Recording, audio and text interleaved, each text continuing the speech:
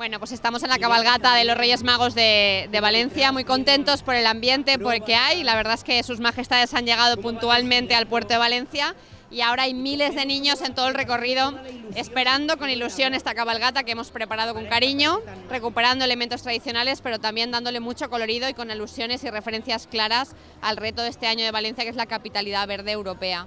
La verdad es que, bueno, yo tengo que decir que sus majestades les he transmitido que los niños de Valencia se han portado todos fenomenal, que se les recomiendo que se vayan pronto a dormir porque los reyes ya están aquí, tienen mucho trabajo por delante durante toda la noche y la verdad es que, bueno, pues darle las gracias a sus majestades por estar aquí con nosotros y sobre todo por hacer realidad los sueños de tantos niños valencianos.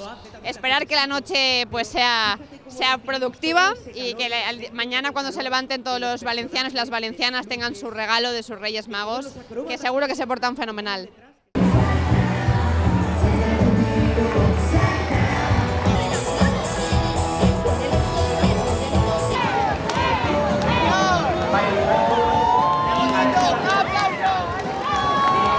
La música no puede faltar. Esta armonía, esta recreación, las flores. Están tirando caramelos también. En ellas podemos aprender sobre la amistad y la colaboración, el optimismo, la aceptación de uno mismo. Los protagonistas de numerosos cuentos y aventuras a lo largo de los años. Sí.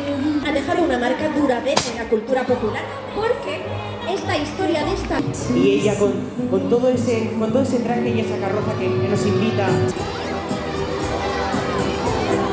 Esos escudos. Sí, y ahí está Herodes.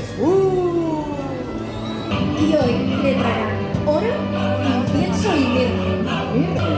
Por esas setas grandísimas y preciosas. Dando cobijo, dando calor. Y muy cerquita. Y justo detrás, como no podía ser de otra manera,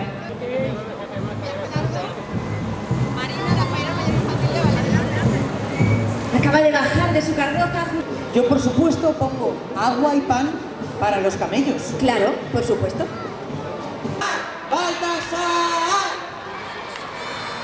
Ya han llegado los esperados 3 Reyes Magos.